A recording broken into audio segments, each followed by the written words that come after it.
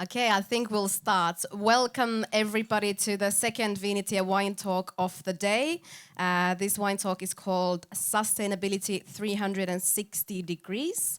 And we have a great panel here in front of me. Starting from my far left, we have Liora Levi, Ambassador Manager and a Project Manager of Star Wine List, which is like a Michelin guide for restaurant wine lists.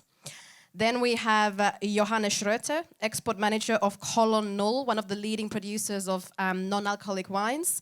German company based in Berlin, but producing beverages, non-alcoholic wines from around the world.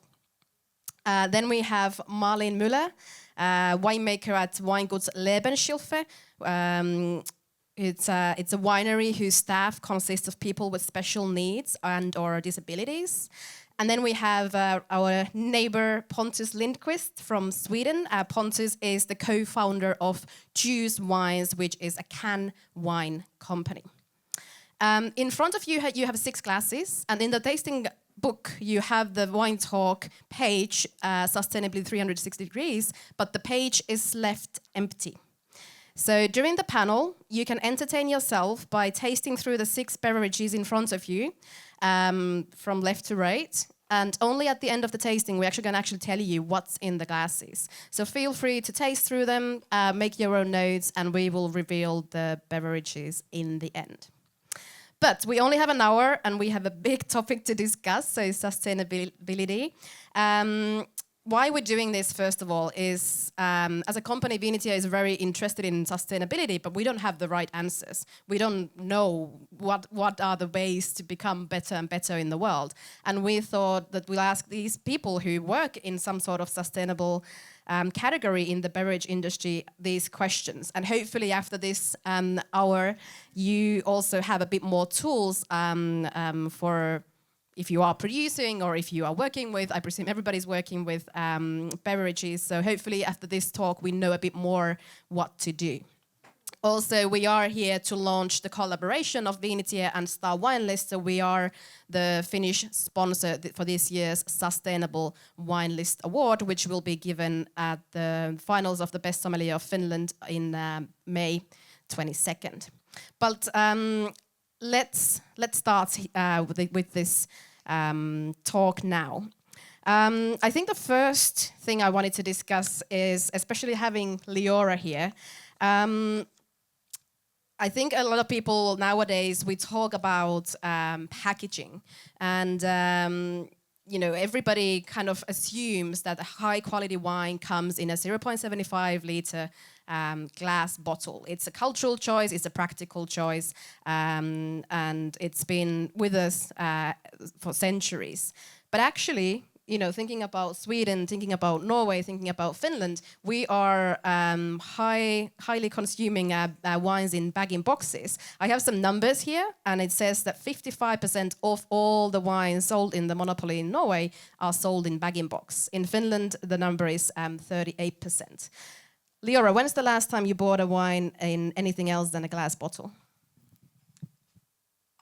I can't even remember.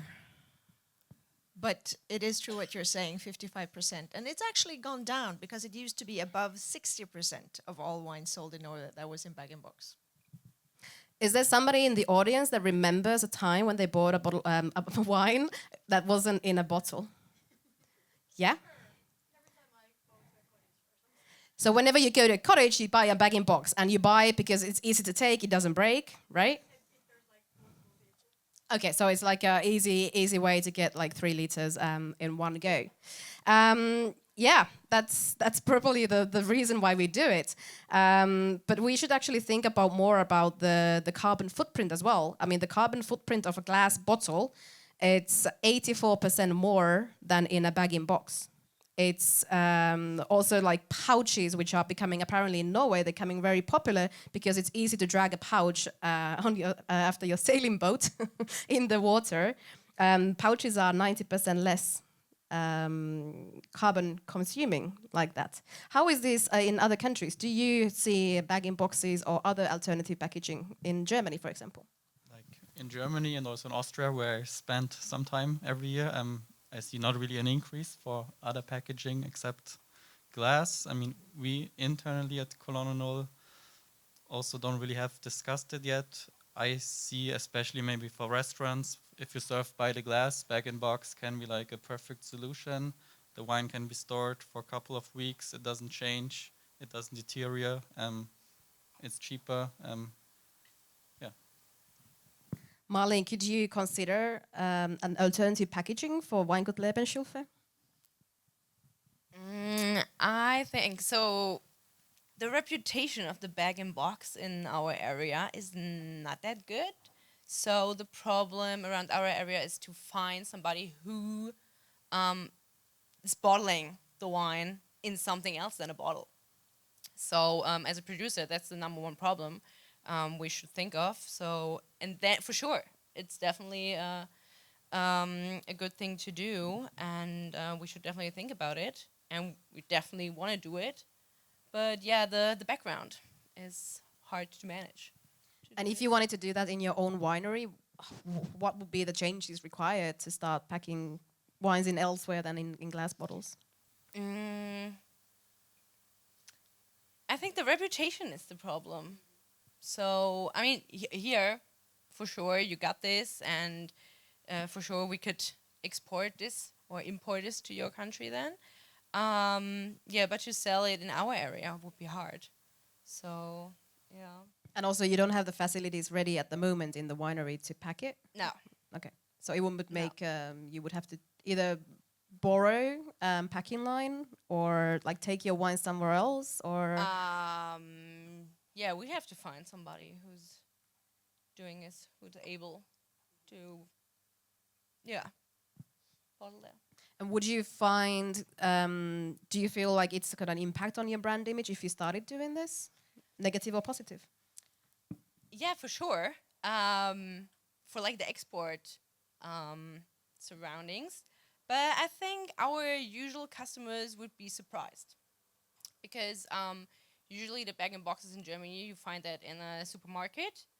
And it doesn't look nice. When they see this bag-in-box, they think about cheap wine. And so it will be hard to sell this in Germany. But with more information and with a background to inform the people what's good for, or why is it good for us, or the carbon footprint, maybe a lot of them would overthink the packaging of the wine. Leora? I think it would be a great opportunity for the people who work with you to design something new. In Norway, that's something that is, they lay down so much money in the packaging when it comes to bag-in-box. The design, they spend a fortune on the design, and not only for the benefit of it looking beautiful, but to really hit their target groups. They want to sell light, fresh wine, so they make it beautiful so that the women see it and think like, "Ooh, that looks beautiful and very healthy. I'll buy that." In your situation, you have an amazing group of people working with you, and having them design a bag-in-box like that. To me, it sounds like a great sales point too. It could be an additional story. Pontus, Juice is all about alternative packaging. You chose cans. Why did you choose cans, and how has the beginning been for you?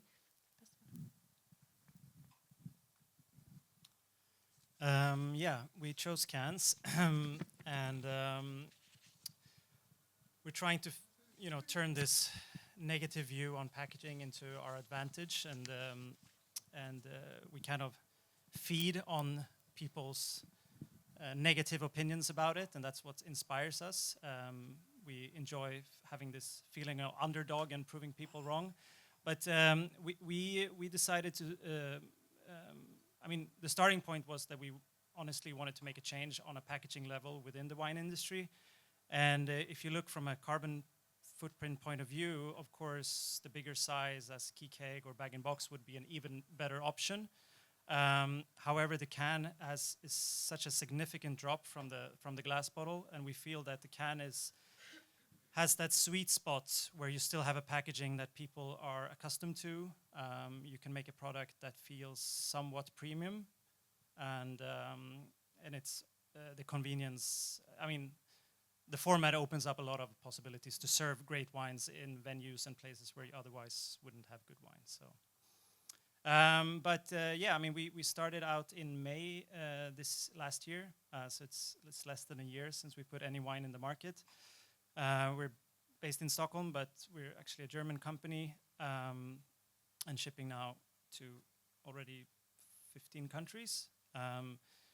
We want to focus on, of course, the monopoly markets, but we don't want to make it too difficult for ourselves and try to convince people in France and Italy to start drinking from a can. So obviously the US and the UK, where they've come much further, especially for cans. So they don't have a big culture of bag and box, but they're already quite big on canned wines.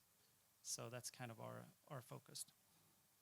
And yeah, I mean, it's interesting when you say it's people choose bottles from a cultural point of view or practical. I would maybe disagree from a practical point of view, because in my mind, the only practical reason to use a glass bottle is the ability to put a cork in it so you can age the wine. From any other perspective, I'm happy to be proved wrong, it's an inferior product to any other packaging. So people also associate glass bottles with aging. It's not necessarily I mean, it's literally, okay, there are screw caps that have ability to let in oxygen, etc. But it's there is this very strong connection to the wine bottle it's a very romantic feeling about the glass bottle and the ceremony of opening the bottle, and you know, there's so much value to that. So that's what we're fighting against, and our take on it is we focused a lot again then on the design and the branding of the product, which we feel it's crucial to create added value, so people feel that it's actually nice and they're not just trying to be a climate hero by holding a can, but they're actually getting a product that feels premium. And yeah, so we're adding art, for example, to the cans. So we're collaborating with winemakers, but also with artists to give an added value there. And our approach in general is that we try to come from the top. So instead of entering with cheap wines and being like everyone else, we make it a little bit more difficult for ourselves by trying to get as good wines as possible and trying to get good winemakers on board to get their approval, and then that hopefully that trickles down to the final consumer at some point, and you know, make it acceptable. Yeah, I think like historically, the glass bottle, it's been like numerically also supported, because like 900-liter barrel is called a tonneau. Tonneau is divided into 4 Bordeaux barriques. A Bordeaux barrique takes 100 cases of 12 0.75-liter bottles. So it's been also like a practical choice in that sense. There's a question in the audience.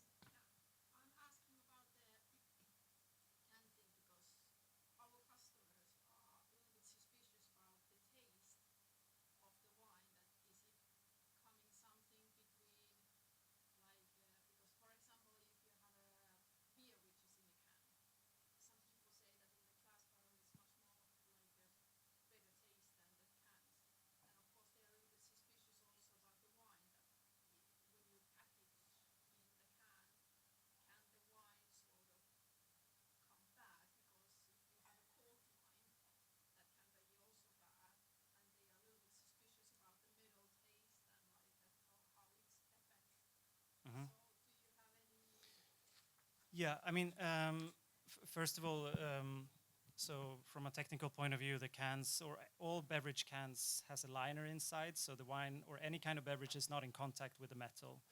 So that's the customers don't understand that, and that's what we all have to slowly tell them to make them understand that. So from that point of view, there is no taste difference, but of course, I mean, I'm sure if you would put the same wine in a bag-in-box, a can, and a bottle, over time they will taste differently. But with that said, it's not necessarily that one is better than the other, I would say. So, but I mean, we still only have our wines then less in a year in the can, so I cannot give you a full answer to that. But you know, we're not aiming.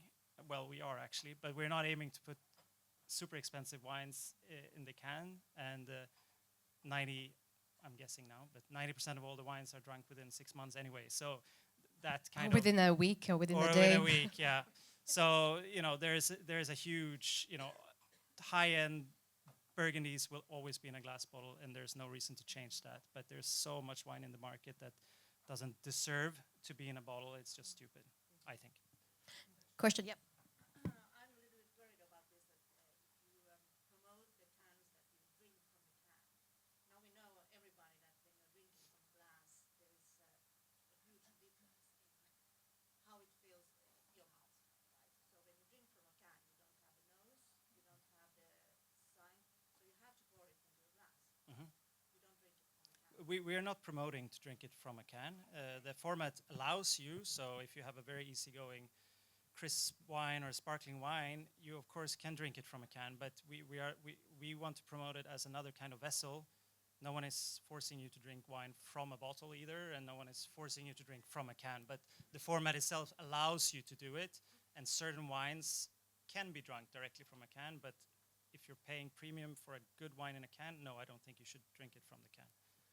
So taking this to a restaurant setting, how would you, anyone in the audience, how would you feel if your glass of wine in your wine bar would be poured from a key keg or a bag-in-box or a can? Would you question the service, or would that be just acceptable, normal?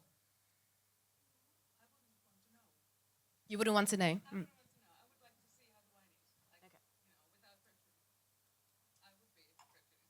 Yeah. So if you start serving wines from the kegs, just pour the wine first and then only later on come and tell. Is that what you're saying?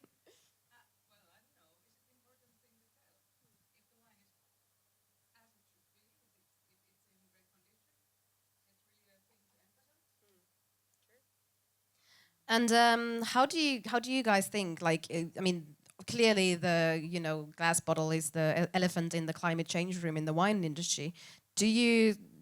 Should we somehow incentivize producers to start using other things like tax reduction for more carbon neutral or climate friendly packaging?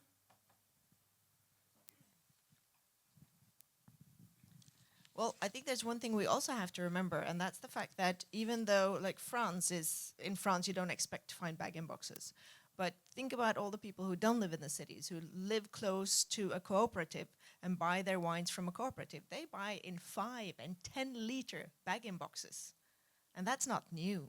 But that's something we never talk about and nobody ever sees. So it's not a new concept with bag-in-box. And having more producers change into other vessels. I think like in the Nordic countries, we have the monopolies. They work very, very close together now. I think they have a goal on reducing their CO2 emission by 55% in Norway, at least, by 2030.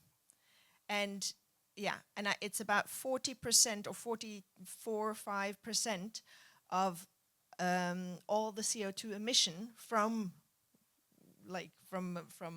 what's it called, from wine producing, or not from producing, but from the wine starts growing to it ends at the consumers. 45% of that, more or less, is all in packaging and transportation. So when you have these big companies like the Alko, the Systembolaget, the wine monopoly, the Icelandic monopoly, we're one of the biggest buyers in the world. And that way you actually have a lot of influence, and you can have an influence on producers to deliver what you want. So it's not just mainly like a tax reduction, but it could be also like the buyer's choice, right? In Norway, it's people want to have lighter bottles. They want to have different packagings. They want the pouches. The cans are coming, and the monopoly are pushing that. They are putting out tenders saying this is the tender, and if you don't deliver that, well, we're not going to buy your wines. So, Yep. Question.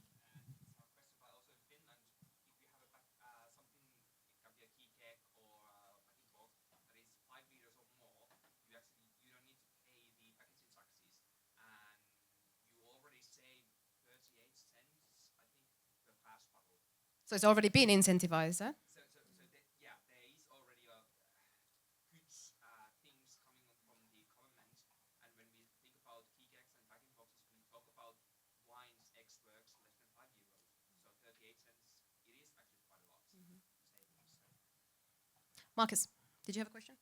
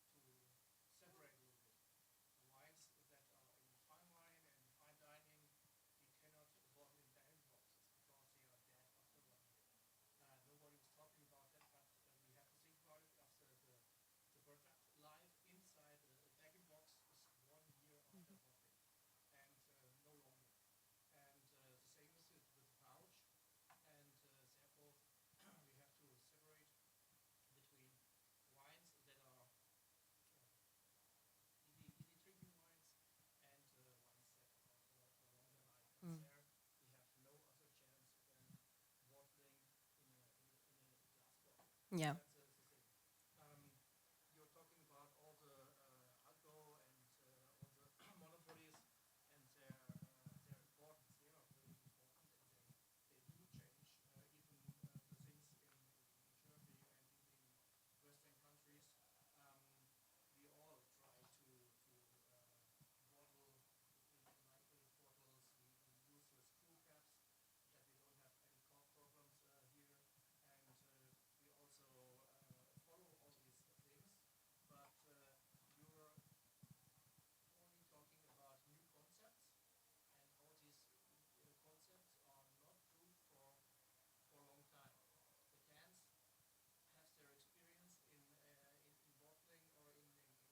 The cans has their experience in bottling or in shrinking in the Caribbean. In the Caribbean, they tried with the big trucks and have in the middle of the car, they have a cup where they put the ice in, and they put in the cans. That's easy to handle, and that's the thing. The cans are easy to handle.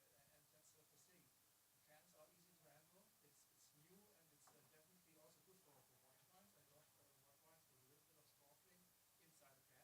It's good for mid-range aging potential, not for a long life product.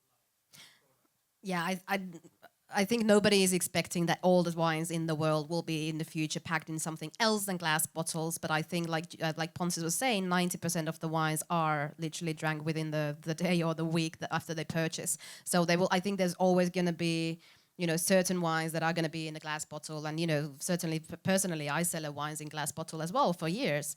But those wines that I would go and buy for the weekend, do they really need to be in glass bottles? So that's really the topic here. But let's go into another subject. Who's having a dry January? You are? Okay. Welcome to Finland. Okay, so has somebody ever had a dry month or year or January in their life? Yeah? Yeah. I've certainly, I took a month of drinking, and it was the most boring month of my life, but I've definitely done this. But sober curiosity is becoming it's not just a trend, it's becoming like a cultural change. Have you seen this impact your life somehow? I mean, I've seen it through my work firsthand. When I started at Kolonne Null, I knew like non-alcoholic wines, sparkling wines. I didn't really know much about it. I mean, I've seen sparkling wines in the supermarket, but it was maybe like at the bottom shelf in the left corner for like $2.99, $3.99. It didn't look good, it didn't taste good. And now over the last 3, 4, 5 years, you see more non-alcoholic wines, but also other non-alcoholic alternatives like sparkling teas, kombuchas. Also in restaurants, you see like the barkeepers mixing really like beverages suitable for food pairing and not just water, non-alcoholic beer, and maybe sparkling juices. And yeah, I've seen it over the last 2 years, more competitors. Not everything is good. There's also a lot of rubbish coming out, but I think it's a new market, and maybe the products which will be the key drinks in 5 or 10 years are not even there where they are. But let's see. I see somehow parallels between like putting beverages in alternative packaging or wines in alternative packaging and non-alcoholic wine, for example, that in the past they were not always the greatest wines, but nowadays in alternative packaging, like Juice is doing, you can already have like great producers opting for those. So I think same with non-alcoholic wine or non-alcoholic beverages, you see the quality going up more and more. So what do you think needs to happen for the category for us to start taking it seriously? I think at first it's like the products need to change and up the game. I mean, you see it now, there's less sugar used, if you look at our products, but also at other products. I think 2 or 3 years ago, a lot of the products had like 10 or 15 grams of sugar in 100 milliliters, so that's just like a sugar water. And people need to know if you drink non-alcoholic wine, it's a different category. You can't expect to drink a non-alcoholic Pinot Noir and then an alcoholic Pinot Noir that it's one-to-one the same experience, the same drink. I mean, there will be parallels, but there will be also differences. And then you see it already now also with the younger generation. They want to drink less, so they try the drinks. And if there's something nice, let it be a tea, a non-alcoholic wine, non-alcoholic beer. It's like all about choice. Like if the choice is good, people will start noticing it, try it out, and rebuy it. And then on the other end, it's not just the consumer, but also the producer and the restaurants, the bars, the supermarkets. Of course, it's a new market, so first you have to be taking a risk or like be open to have new products on the menu in the supermarket. You need to know where to place it. That was also our big problem in the beginning when we started working with the first retailers. And they asked us, where do you want to place us? To the wines or to the juices or next to the water? And we were like, that's a very good question. Maybe next to the soft drinks and next to the wines and next to the beers. And we're like, no, sorry, you can just get one space and then you need to decide. And it really depends. If it's like a small supermarket, it's really good if you have like a small non-alcoholic wine section. If it's a larger selection, then maybe you have a dedicated non-alcoholic space with non-alcoholic beers, non-alcoholic spirits. And then also the people recognize it easier if it's easier to see and more visible. Leora, where would you place them on the wine list? That's also very difficult. Normally it would be in the back, I would say, or in the front. But to put a selection of non-alcoholic wines in a wine list, I think is a bit tricky. I mean, obviously no restaurant will have a large selection of non-alcoholic wines, so to put them together with the wines from the country they belong to would not really be an option, I believe. But why not then again? I mean, you can have Germany, you can have the regions, and if your wines or non-alcoholic wines come from a certain region, then have like non-alcoholic option. Why not? Just to make it different. So there was a question here first.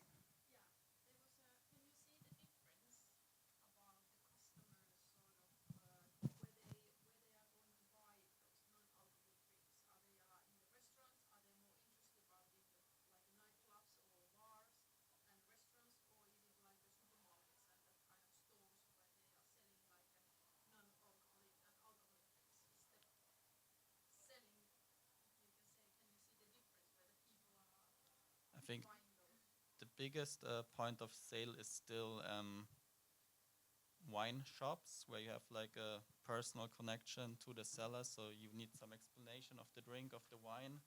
You see an increase also in restaurants, but I think still like specialized wine shops and retailers with middle to premium wine selection is like the best point right now to place our non-alcoholic wines. Maybe if you go more to the lower end, they can be also sold in like cheaper supermarkets. But if you go above 8, 9, 10, 11 euros, you can't expect them to be selling in a supermarket. If the wine with alcohol costs 5 euros, you can't expect to sell their non-alcoholic wine for double the price. So it has to fit to the rest of the offering in the restaurant or also in the bar. And I must a little bit say to the placing in the menu, I would have a different section called non-alcoholic, because if you make an active choice of drinking no wine, you won't look at the wine list. You would look at water, soft drinks, or non-alcoholic beers, and then you need like a section maybe with 2-3 non-alcoholic beers, the non-alcoholic wines, sparkling wines, and maybe also the non-alcoholic cocktails, and then you have like a one dedicated page where people know that's my non-alcoholic section. But what if we had a 6 or 8 course tasting menu with beverages paired, and some of the beverages would be non-alcoholic and they just fit really well with that food? So maybe it's also an option for sommeliers in the room to challenge their thinking about maybe one of those 8 beverages paired with 8 dishes, one of them could be non-alcoholic. Leora, you had a point? It's a little bit related to your question, because in Norway we see now that the only segment that has actually had increase in sales from 2021 to 2022 is non-alcoholic beverages. It's up with 12%, which is a lot. And I've done some tastings for the sobriety organization in Norway, and it's very interesting because obviously they get apple juice wherever they go, and trying to make a tasting, like a large tasting for them with a lot of interesting beverages that's not just based on apples or non-alcoholic beers, and finding wines without alcohol that are actually good was very challenging the first years, but I see that there's a lot of new options coming in, and I think that Germany is also great when it comes to different kinds of juices, not just the apple juice, but so many varieties of berries and everything. So the segment of non-alcoholic beverages increases, and it gets much better by the year. Isa, you had a point? Yeah, I actually had kind of the same point that you had. Also have experience of following the things going on with the with the non-alcohol and also low alcohol beverages in Norway and in Finland. And I just have to say that people, I think, are willing to pay. They are really willing to pay for a very good quality non-alcohol or low alcohol beverages.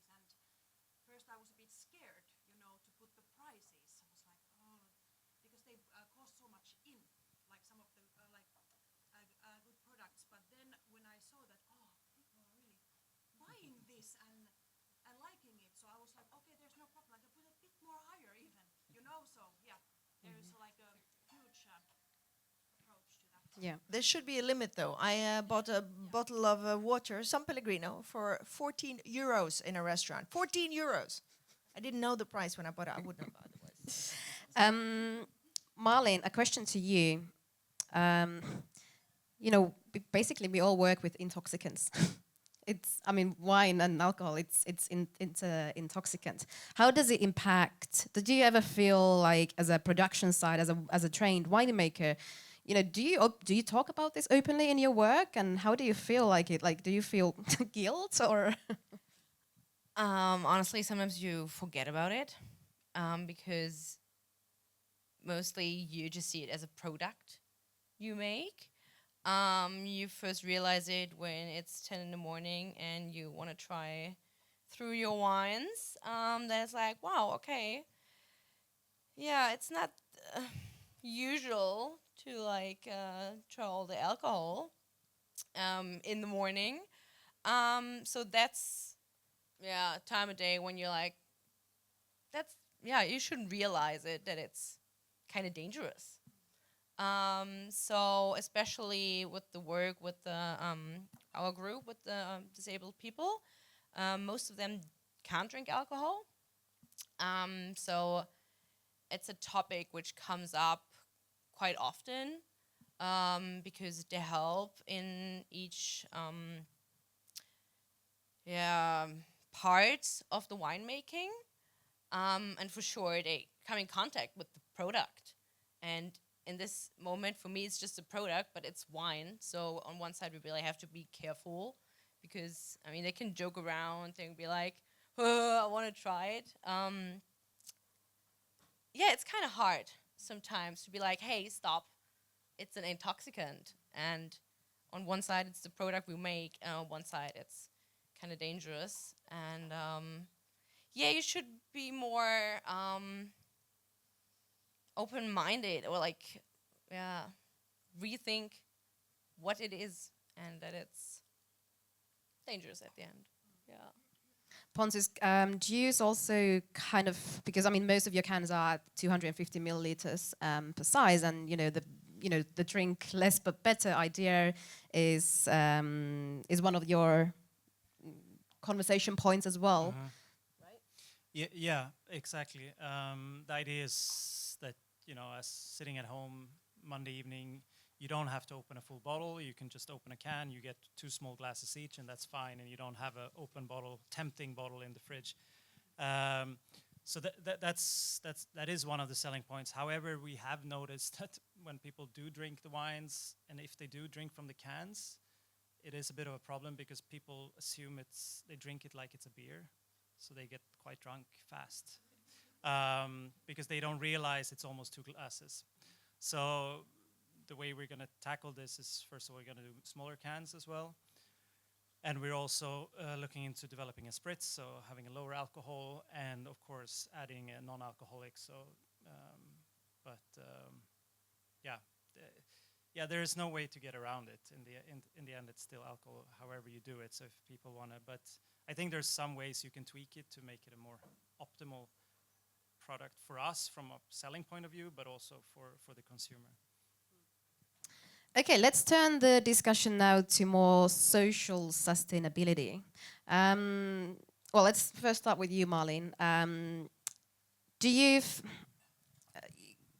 I would like to think that our world is much beyond binary, but it's not really that case yet. As a female winemaker, do you think that establishments or restaurants or wine lists should like bring that up in the wine list, like who is behind the wine, whether that's their gender or they background, like for example you know you have people who have disabilities or special needs in your company helping you create the products. Do you feel like these kind of things should be informed already in the wine list so that the person buying the wine could make a choice, or is that something that sommeliers should bring up, or is it something that we should rule out who's making the wine and just focus on the quality?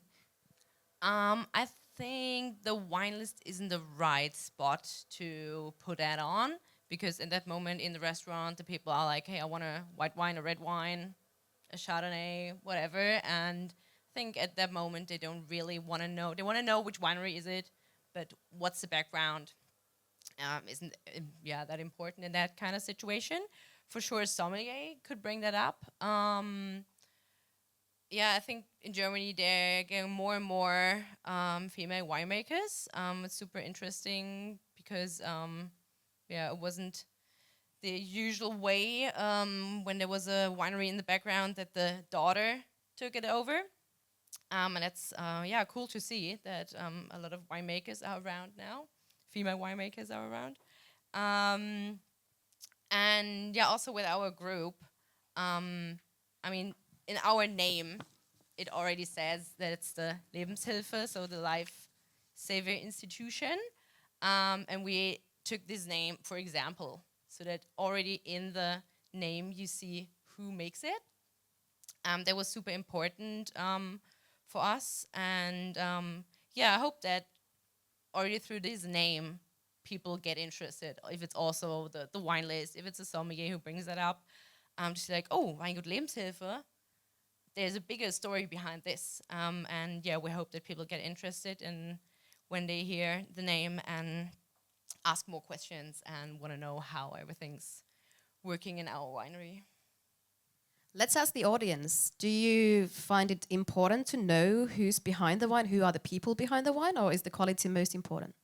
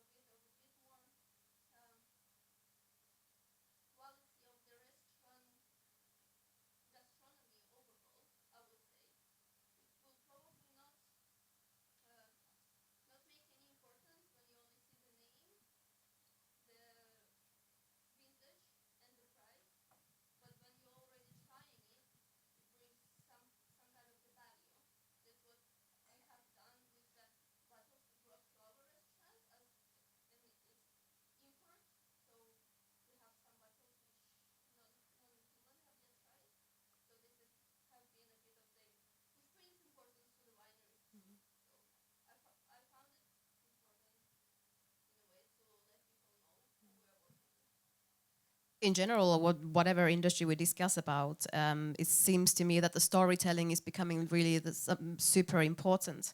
But let's ask a different way around. Would you ever compromise on wine quality for sustainability's sake? Would you guys? If you knew that the choice was right, but the wine wasn't, yeah.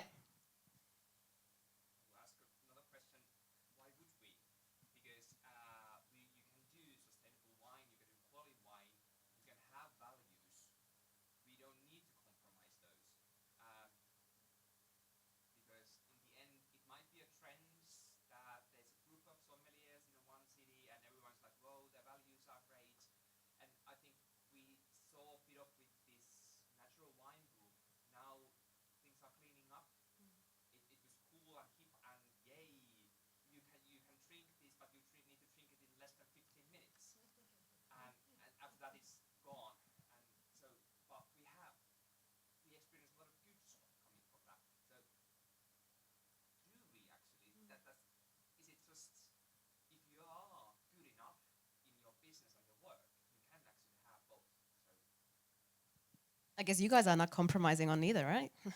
No, we're trying not to, but I think it's not so much maybe the quality of the wine, but people don't want to compromise on the feeling of exclusiveness or the brand. So we get that all the time. If we do a blind tasting and people would have the wine from a bottle and a can, they automatically assume it's less quality, and then you tell them it's the same wine, or But I had a specific. We were in Copenhagen a year ago, or less than a year ago, and we were at the dinner with a lot of people in the natural wine scene in Copenhagen, and we were drinking some very nice natty wine from bottles, and we brought some cans, and people very hardly wanted to touch the cans, and then one of the bottles were from a very famous Jura producer, and it was obviously corked, but they rather drink the corked wine from a very famous producer from Jura than drinking a non-faulty wine from a can. So that's that just says how much it's about the perception of it's not just what you drink the inside, but it's what it stands for that's so important. So the bottle as well, and what that stands for and is worth a lot. It's not about the insides so much, I think. But that was maybe a little sidetrack, but it's just a funny story. Good, Yeah. thank you.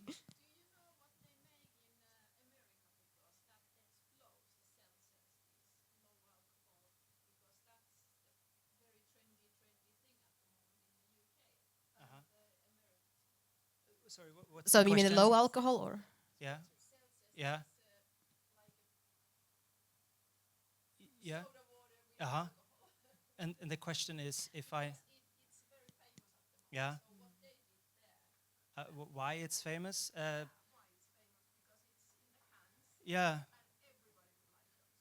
Yeah, and that's what we're trying to figure out. I don't... Well, a lot about that is about the low calorie. So that's a big part of the selling point in the US for these seltzers. And yeah, but there's not. I mean, it's just industrial spirit and aromas basically. So I think that's the. I don't know. We'll see.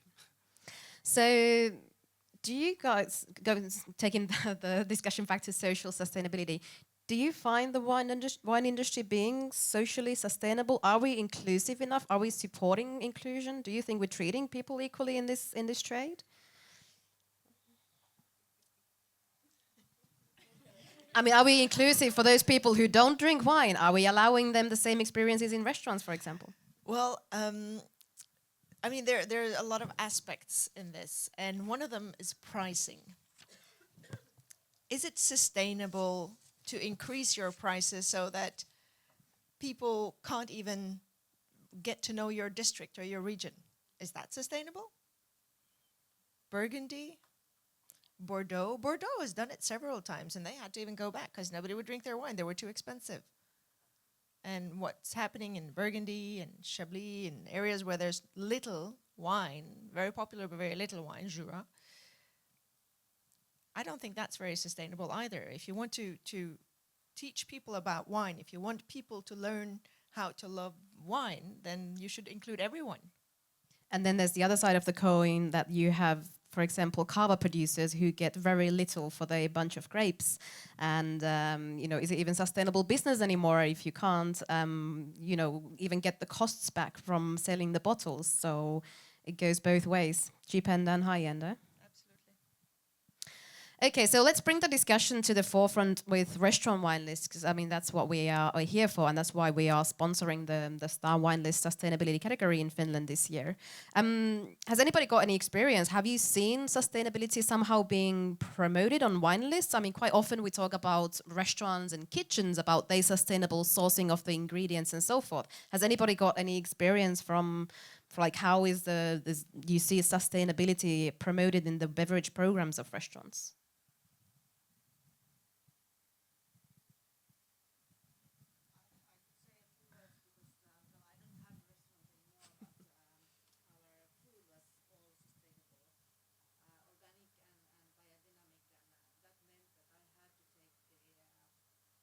choice also so that you could see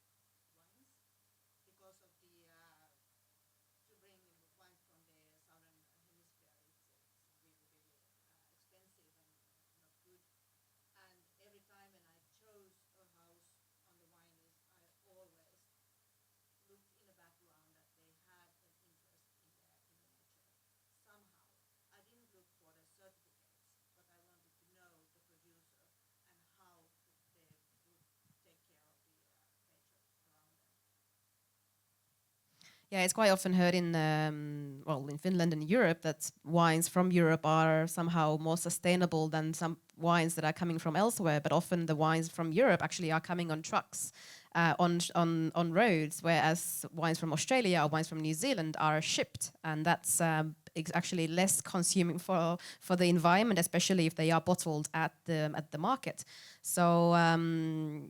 This is the idea that we often have about sustainability. There's a couple of important wine writers in the world, and especially Jancis Robinson. She's introduced in her tasting notes, she's introduced not just the notions of organics and biodynamics, but also the weight of the glass bottle that they taste. Would this be something that you wanted to see more on the wine list, or would that be confusing for the consumer? What are your thoughts about bringing these kind of ideas to wine lists and not just mentioning organics or biodynamics?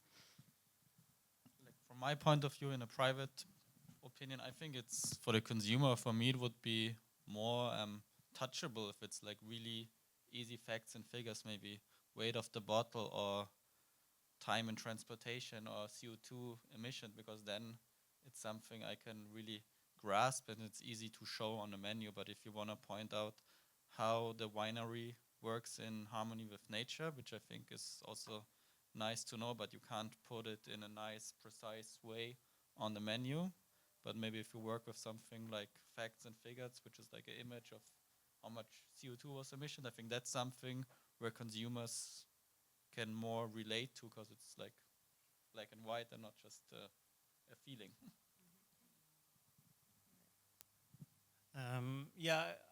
I would probably argue that it's too many choices for the final consumer. I would probably argue that change needs to come from governments and corporations and then slowly trickles down, because I think there's not so many cases where like real change happens just because people want to.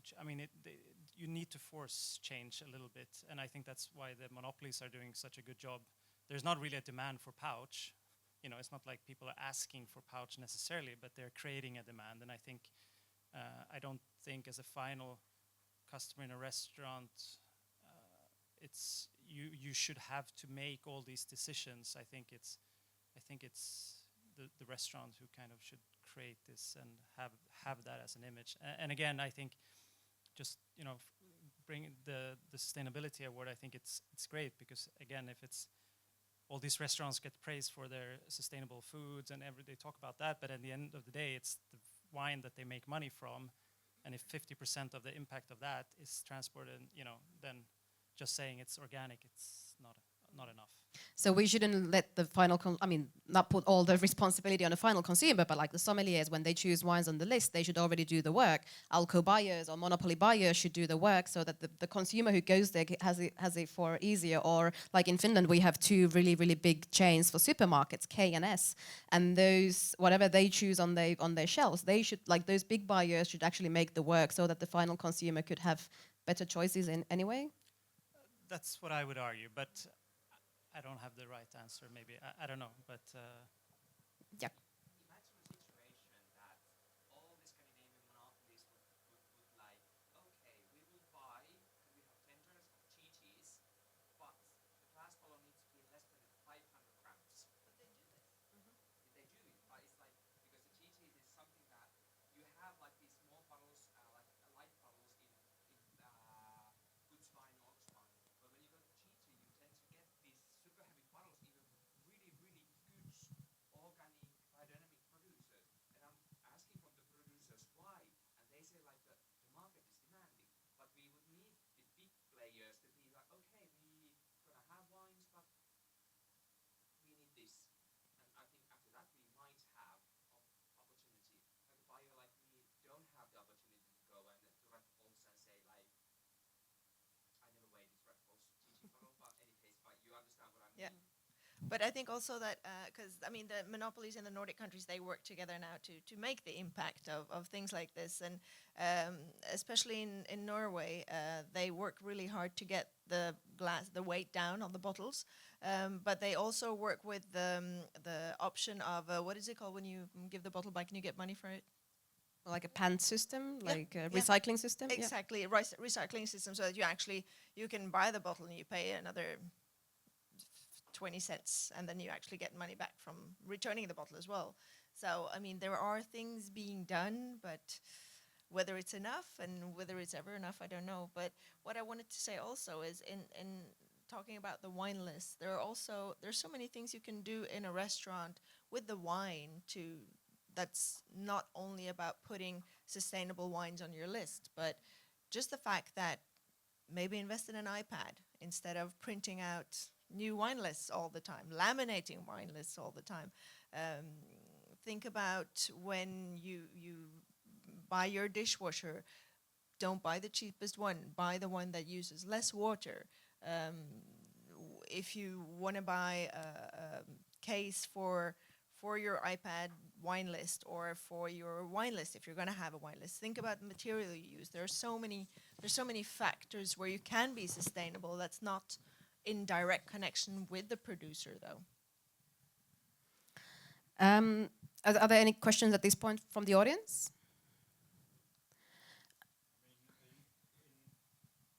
What I try to do in my daily job is try to not open as many bottles as possible and try to get as little possible waste into it. And this is how much I care about sustainability, because there is a lot of things that yes, we can research, but at the end of it, not a lot of the customer is aware of it, and it is hard job in a busy environment to explain to the customer all the details that come with the sustainability. So having 40 wines per glass, It's maybe not that sustainable. maybe not that sustainable. Unless you're using Coravan, because then you can increase the...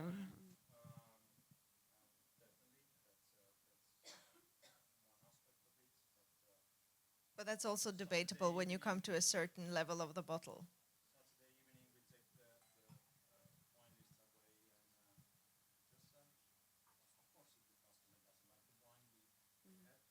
just sell it. Of course, if the customer doesn't like the wine, we have to not forget that the customer comes first. Yeah. Can those companies who would like to sell their wines or any product in a class, can they, like he say, that if you can use less water or less nature, or that you are very nature from different other things, but you just still want to keep the glass bottle, can those can come for the customers as know that people know what the company is doing if they anyway want to use the glass bottle? Some brochures or some kind of like advertise or some kind of that we are using this and this, less using the nature, compare it that people who don't care anything. Yeah. I mean, it's not like we discussed here, sustainability is not just about organics, also just about the packaging. As there's a great incentive or great group called Porto Protocol, which is kind of like trying to make producers who are part of it to become members of it, and then trying to give them tools. What can they do in their production, like whether it starts in the planting trees next to their vineyards, saving energy, catching some carbon dioxide produced when alcoholic fermentation happens. All those kind of tools for the producers to say that they are taking steps forward. So Porto Protocol, there's quite a few wineries actually that Viinitie works with as well, who are part of this grouping. And I think the beginning is first to get the producers to start changing things, and then once they have changed, then bring the information to the consumer as well, so that the awareness is constantly with us, and we talk more about it all the time. The time is running short, so I just wanted to present you a big last question. Which do you think is the most significant thing that we should, as an industry, we are at the moment failing when it comes to environmental or social or governance issues? What are we failing? What should be fixed as soon as possible?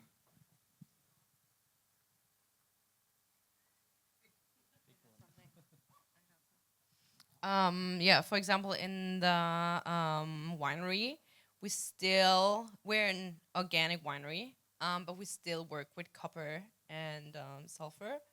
in the vineyards, and I'm missing some alternatives, some really 100% non-chemical stuff. Yeah, I think there should be more alternatives in the future for really organic wines, so we can work as sustainable as possible. In the vineyard, so the environmental factor. Okay. Yeah.